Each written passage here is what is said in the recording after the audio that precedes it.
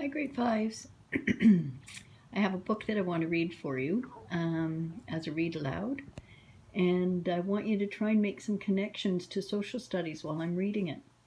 We're going to be studying First Nations people who've been living here for a very, very, very long time, and see how that changes when European explorers come and visit North America, and then what happens when they decide to stay put.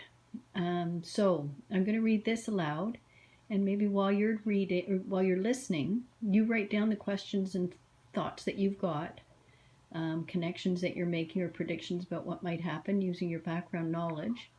And then we can share those later maybe in a smaller meeting just with the grade fives, okay?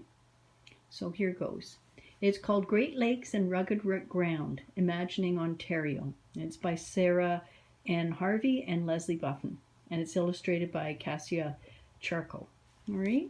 I've had this one for a few years. I really love this book. It's got beautiful illustrations. And you may want to make, connections to places in Ontario that you've visited through the different seasons. Isn't that beautiful? Now, who are these people? Are you familiar with them? Do you remember any of what you learned back in grade 3 about the people who lived here? We call it Ontario now, we call it Canada now, but it wasn't called that when these people have been living here for thousands of years. So I think it would be great for you to think about what they're doing, how they're surviving, what kind of shelter homes they have, what are they doing for food, and then compare this page to the next one, okay? Deer, fish, saplings, corn. The land gives everything. Will its bounty last? Good question. Wow, there's quite a different scene here. Total different season.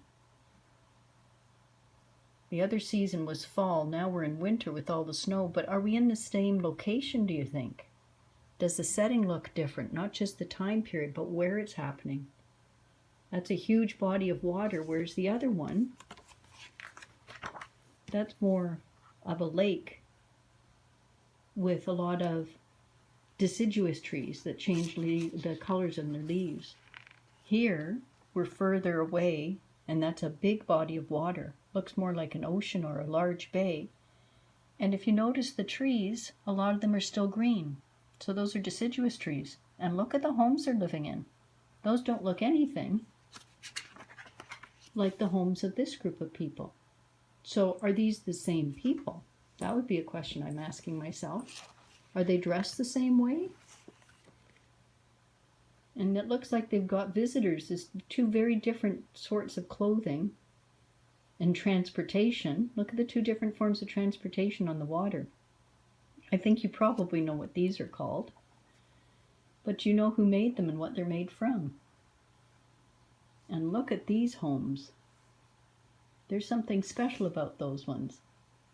So what I'd like you to do after you've been reading this is find out what that structure is. I'll give you a hint. It starts with a W. And what are they doing? What are these people doing here? That's an interesting layout there.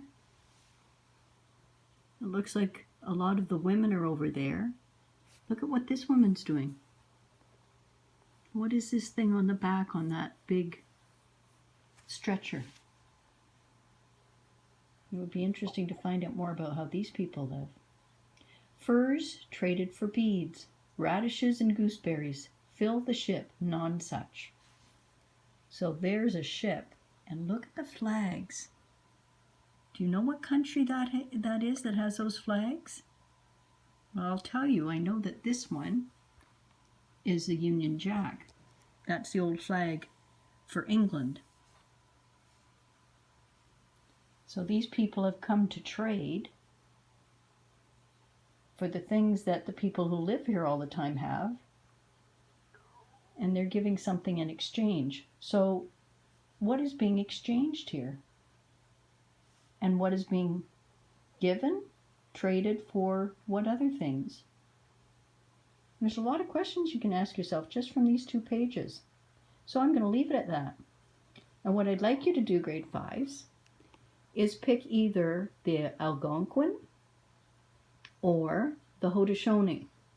And in some books, the older books, they were called the Iroquois, but that's a name that was not given to them, or it wasn't a name they took, it was a name given to them by the French. So Haudenosaunee is the one that you should be looking at. And I'm going to send you an assignment that has a page with those 2 names on it. And I'd like you to pick one or the other and figure out which group lives like this, works like this, has homes like this, and which one lives like this, so that you can tell me who's who. All right? That'll be your assignment for tomorrow. Bye.